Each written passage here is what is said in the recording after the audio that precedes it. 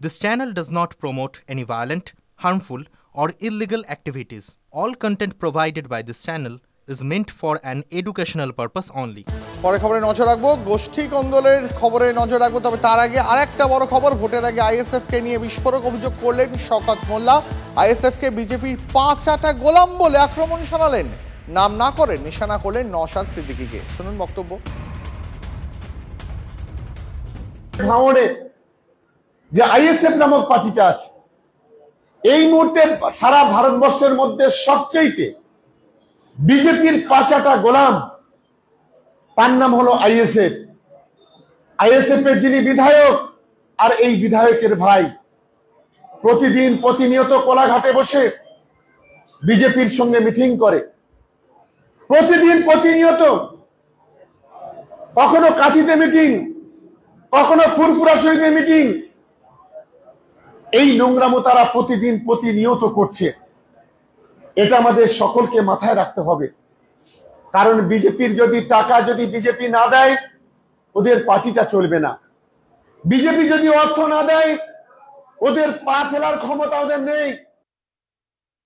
শোনালাম আপনাদের, ভোটের আগে আইএসএফকে নিয়ে বিস্ফোরক অভিযোগ তুলে দিলেন শওকত মোল্লা। আইএসএফকে বিজেপির পাঁচাটা গোলাম বলে আক্রমণ শানালেন। নাম না করে নিশানা করলেন নওশাদ সিদ্দিকীকেও। গোষ্ঠী কোন্দলের জন্য নেতৃত্বের দিকেই আঙুল তৃণমূল নেতার। ভোটের আগে নেতাদের মধ্যে দ্বন্দ্ব মেটানোর কড়া বার্তা তৃণমূল বিষ্ণুপুর সাংগঠনিক জেলা সভাপতি সুব্রত দত্তর। জেলা সভাপতির মন্তব্যকে পাল্টা কটাক্ষ বিজেপির।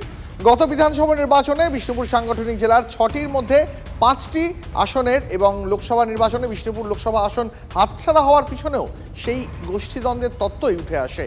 কয়েক মাস আগেও গোষ্ঠী কোন্দলের সোনামুখীতে খুন হন তৃণমূলের এক বুথ সভাপতি। সামনে বিধানসভা নির্বাচন, গোষ্ঠীদ্বন্দ্ব মেটানোই নির্বাচনের আগে বড় চ্যালেঞ্জ তৃণমূলের কাছে। এবার সেই লক্ষ্যেই খোদ জেলা সভাপতির গলায় শোনা গেল কড়া বার্তা। আমরা এই ভোটের কটা মাস সকলকে করজোরে অনুরোধ করি, এদিকে অনুরোধ করে লাভ নেই, বিভাজনটা আমরা করি,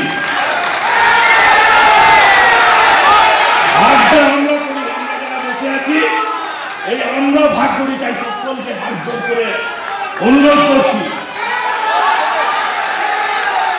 করছি যে আগামী 4টে মাস আমরা একে অপরের পরিপূরক হয়ে মমতা বন্দ্যোপাধ্যায়কে জেতানোর লক্ষ্যে একসাথে একমতে এক পথে আমরা প্রতীক হব, আর দিদিকে জেতাবো ক্যান্ডিডেট যেই হোক, এই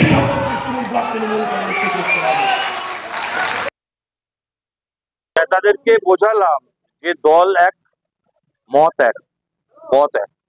আমাদের দলের নেত্রী মমতা বন্দ্যোপাধ্যায়, আমাদের দলের নেতা অভিষেক বন্দ্যোপাধ্যায়, আমরা কেউ নই, আমরা দলের কর্মী মাত্র। অতএব আমরা সকলেই কর্মী হয়, তাহলে আমরা বিভাজন কর্মীরা তো করতে হবে কেন? কারণ ভাগের টাকা তো সবচেয়ে আগে নেতাদের পকেটে যায়। অতএব নেতাদের মধ্যে লড়াই, খুনোখুনি, মারামারি তো নেতারা লাগান, তো কর্মীরা তার কুফলটা কর্মীরা ভোগ করে। এ তো পরিষ্কার কথা। আর কর্মী বলতে তো কর্মী সংকুচিত হয়ে এসছে। আর কোথায় তৃণমূল কংগ্রেসের কর্মী? সব তো পেড স্টাফ।